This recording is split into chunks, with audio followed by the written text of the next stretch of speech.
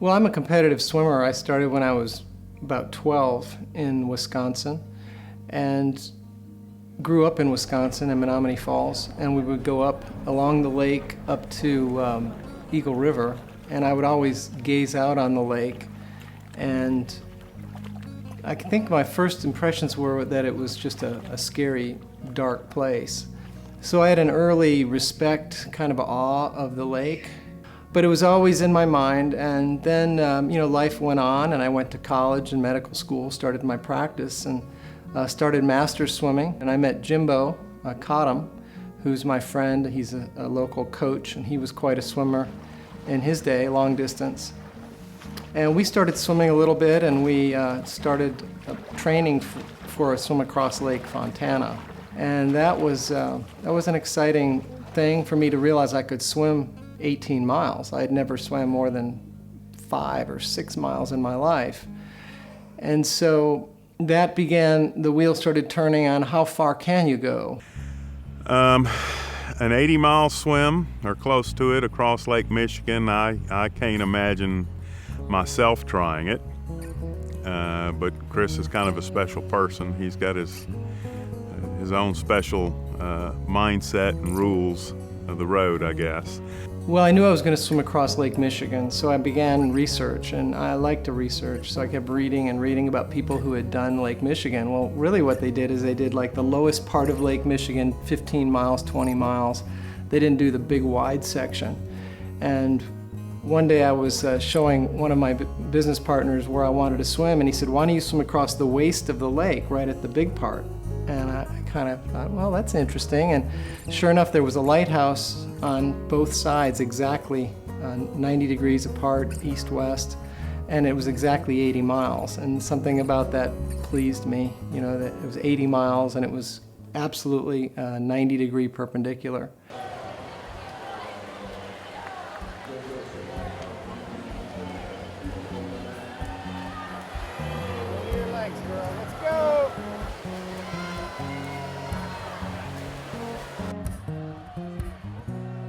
Well, I've been involved in swimming since 1972, when the kids were, when my oldest son was 12.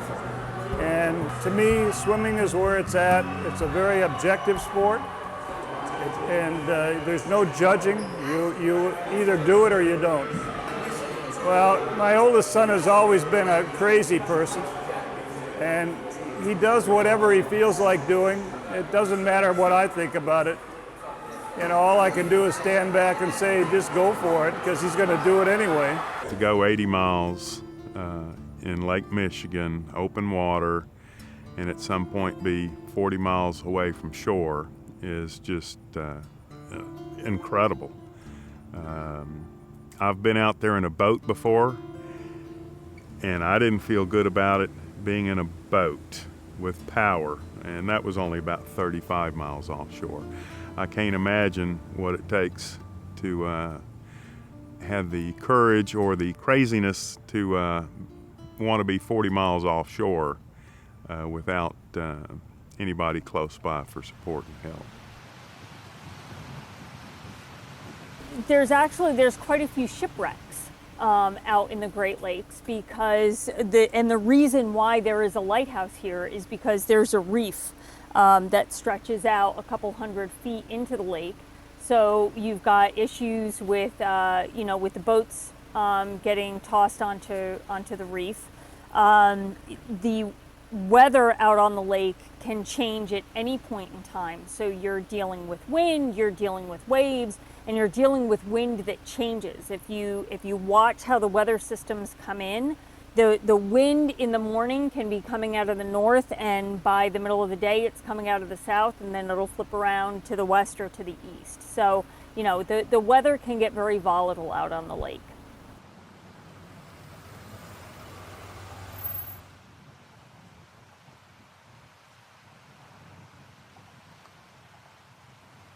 It's amazing. It's just the way I envisioned it, though.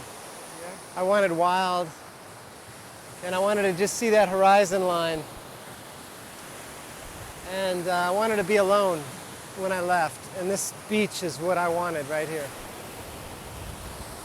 Just like some ancient mariners would have done.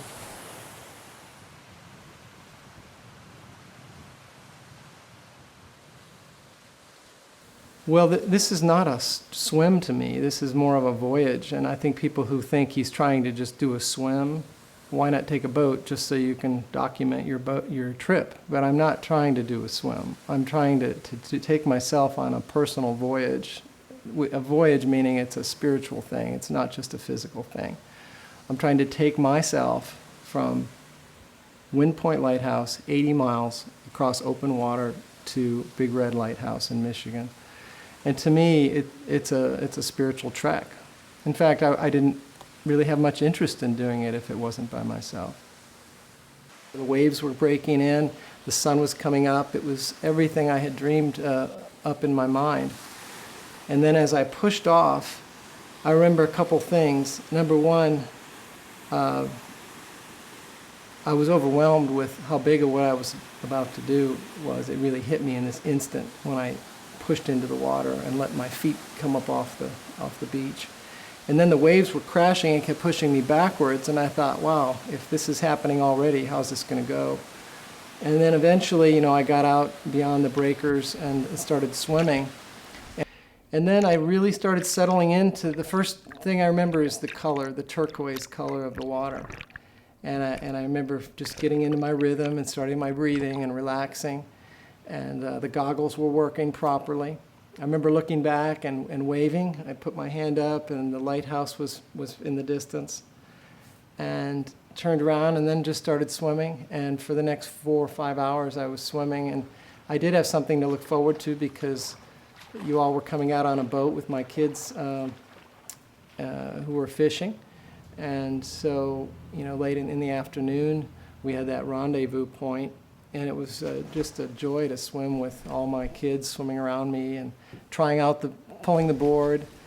And they were all asking me, do I need anything? Do you need any more energy bars? They were very concerned, And then I remember them getting on the boat and leaving and thinking, this is it. It's just me now.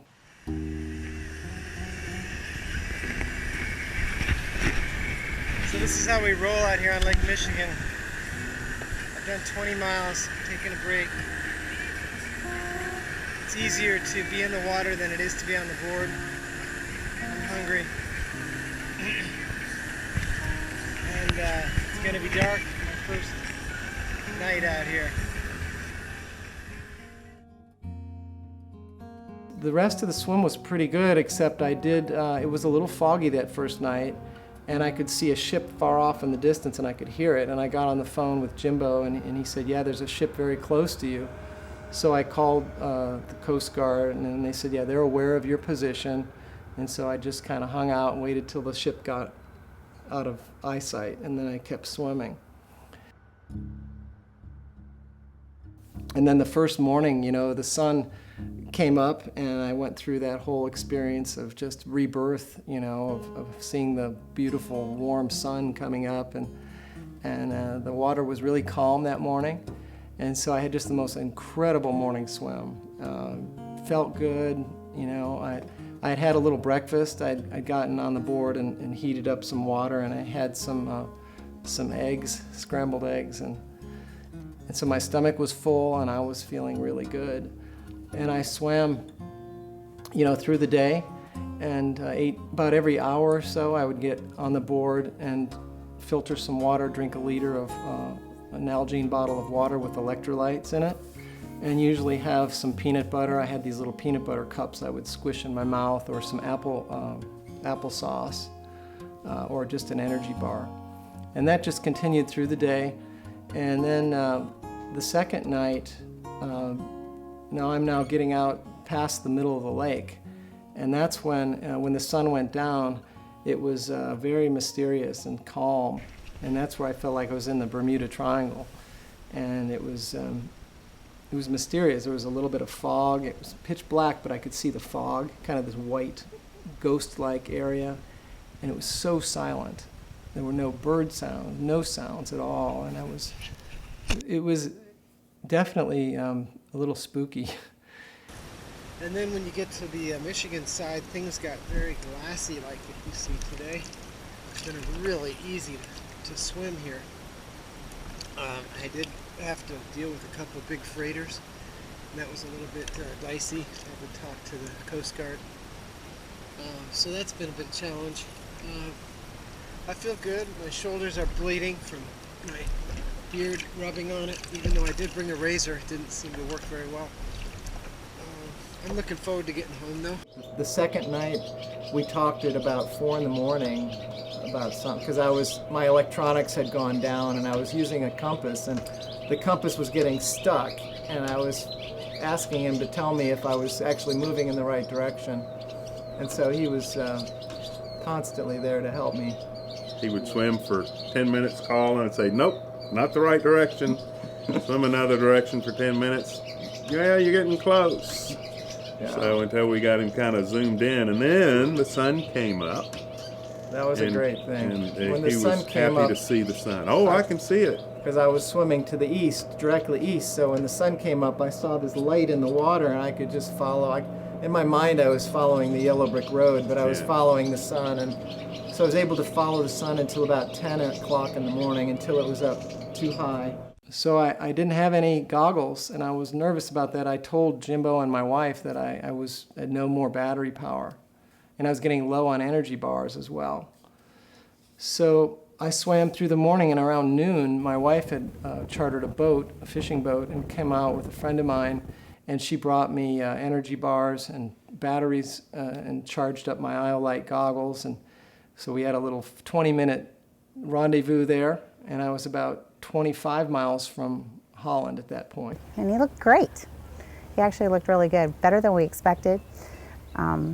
So the only thing is I think that he might be just a little bit off, because he was telling me all the things that he had not listened to me about, that I was right about, and I thought that's not normal. So maybe he's a little delusional. And the last thing she said as they were leaving is, a storm's coming in from Holland. I called him and at one point said, Chris, you know, if you're going to keep on with this and make it, you're going to have to get moving quicker than you are to get there before the storm does. And as I got swimming into the afternoon, I was making really good time, but the waves were getting bigger and bigger. They were coming from the north. And I was swimming east, so they were breaking kind of on, not breaking, but I would rise way up, and then one of my arms would drop about 4 feet down, and the swimming technique changed. It became a little unnerving. And as I got in about 12 miles, I started seeing boats that were all heading back to Holland. And one of them had come by close enough to see if I was okay, and I gave them the sign that I was okay. They wanted to help me. And of course, I wanted to keep swimming. So now I'm swimming in, and as I'm getting in the last 10 miles, I started hallucinating. And I was seeing things. I had started earlier in the day seeing a big dolphin that was about as big as a whale that was swimming down to my right. Very vivid dolphin, so much so I got my camera out and took a picture of it to see what it would look like. But I knew that it couldn't be a dolphin, but my mind was convinced that it was. And on the other side, and I didn't look over there very often, was this giant eel that was even longer than the dolphin. And I just see it out of my periphery. And every once in a while, this big dragon head would turn up and look at me, and then it would kind of go back and swim. And I had these two images swimming with me. And eventually, those went away. As the sun started, those were when the sun was sparkling and my brain was reassembling those images out of the light in the water. But as the sun went down, now I was looking south, because that's the side I breathe on, and all the waves were being reassembled into palm trees. I could just see these palm trees swaying in the breeze until the sun went down, actually. And I kept saying, there can't be palm trees, you know. And I didn't really realize what was, in my mind, it was just, well, this is the way I am. I didn't think I was in any distress mentally. And physically, I felt really good. So it was a very bizarre, this is the sleep deprivation part of it, I think. So now I'm continuing on this faster pace. I'm burning up more calories. I'm not able to get on my board to drink anymore. I'm not eating anymore. And I haven't slept for about 4 days. So I'm pretty much hallucinating. Everything I'm seeing is hallucinating. I did have my goggles, thank goodness for the IO-Light goggles, because I could keep that green light there, and I had enough mental, I knew that I needed to keep swimming to the green light, and I did. And I remember getting very excited because as the sun was dropping, I could see the harbor and the big red lighthouse, even though it wasn't shining, but I could see the lighthouse. And I remember celebrating, even though the waves were they're 6 feet tall, and I was going up and down, and it was getting windy. I remember thinking I made it, And I started celebrating inside, and I'm cruising and kept going. But I noticed that for the first time I was feeling the drag of the paddleboard. I had never felt it really until then, because the two rudders on that were catching what was beginning to be a riptide running from the north to the south with those big waves. So it was actually pulling the board, which was pulling me, and I was getting really some big resistance. And all I felt was resistance. I didn't know it was pulling me south. I just felt like it was pulling on me.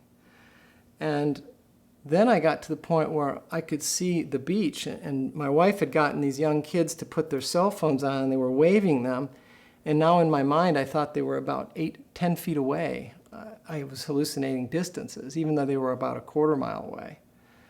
So at that point, I stopped looking at my goggles. I said, I don't need those anymore. I'm here, and I ignored them for some stupid reason, another mistake. And I started swimming, and I swam, and I'd swim like a quarter mile, and I think, I should be there. And I'd look up, and the lights were farther away. And that's strange. And once again, I'd see their lights, and I would swim to them, but this rip current was turning me, and the board was getting pulled too. So I did that about 5 times, going further and further away all the time. And then, all at once, I had this epiphany, and this was the thought that came into my mind. Jimbo had trained me to think of this. You're in trouble. You're in trouble. And when that phrase came through my brain, I got on the board and I called him and I said, I'm in trouble, Jimbo. I'm swimming and I'm thinking I'm there, but they're not there, and I don't know. And I began talking gibberish, even more dramatic than I am now. And he said, just calm down, and tried to talk me through it. And then it became clear to him and my friend who's a doctor who talked to me as well that I was not in my right mind actually at that moment. And so they kept saying, hit the red button on your satellite phone, which was the emergency button to call in the Coast Guard. And I wouldn't do it. I said, no, I don't want to do that. I'm too close, and I kept saying, I'm going to cut loose the paddleboard and just swim. And that was stupid. And they said, don't do that. And finally, Jimbo said, I'll tell you what, let me call the Coast Guard. You just stay on your board and wait for my call. So I get on the board and I'm waiting, and he calls. And he said, they're coming. And at this point, I was just so baffled. I was baffled. I wasn't worried as much as I was baffled at what my brain was perceiving was so different than reality. Distances were completely turned around in my mind. And so I kind of decided, well, I'm just going to go with this. And he said, go ahead and shoot off your flare. And I had to put the cartridge in, which took me a little while to figure out how to do. I shot off the flare, and I remember thinking, wow, that was beautiful, kind of like the 4th of July, And Jimbo called me back and said they saw that, but they didn't see it soon enough. You got to shoot off another one. So I shot off the second one. And then this huge boat comes swirling around, and the waves are now 6 feet tall, and they're bouncing up and down in the boat. And they get closer and closer to me, and this huge guy says, give me your hand. And I said, no, they threw me a line, and I pulled it up to the boat. And then he says, give me your hand. And I said, only if you take my board. I don't know why I told him that. And he asked me again. I said, I want the board to go with me. And the next thing I know, he had grabbed my arm and pulled me up on the boat. He was huge. Set me down. And the last thing I said is, please attach the boat. And the next thing I know, I'm getting taken down in the hold, and this other guy's down there who was the medic. Luckily, he did have the flares, so we could pinpoint his position and locate him a whole lot better, especially as dark as it was. It was late evening. I think it was almost midnight when we got called. So it was, like I said, the flares helped us locate him, brought him on board, and he was, like I said earlier, he was super physical condition. So that helped out. All his vital signs that we checked over were fine. He was mentally, I think he was pretty taxed at that point with the sleep deprivation. The next thing I know, I'm out talking to the TV people and doing the interview and see my wife and my friends. And Well, this was a big day of swimming. I swam 30 miles, and a lot of that was through heavy, very heavy 4 to 6 foot waves. So I was really exerting a lot of energy, and I got a little behind on my nutrition. And now I'm feeling better because I've had some banana and Gatorade and food and things I should have been doing all along. So, you know, I've read about this, but it's a scary thing because it happens so gradually, you don't know what's happening. And then you kind of get a fuzzy mind and start doing some weird things. So that's what you get when you swim for 3 days. this point I'm at in my life where I'm doing these big swims and adventures, I think maybe leading into something even much more important. Like reaching out to others and to going and taking what I've been given and helping other people. And I do that in my work, but I think that there's more for me. And I don't know what it is. I'm excited what might come from that. But to be honest, now that I've done this and I can see a little bit of that there is something inside of me that wants to, not necessarily up the game, but I want to do it better. I want to do this next swim even better than the first one. I want to think through the last part of the swim that I didn't think through very well, and I don't want that to ever happen again. And now I have to prove it to myself. I'm not proving it to you or to my family or anyone. I have to prove this to Chris.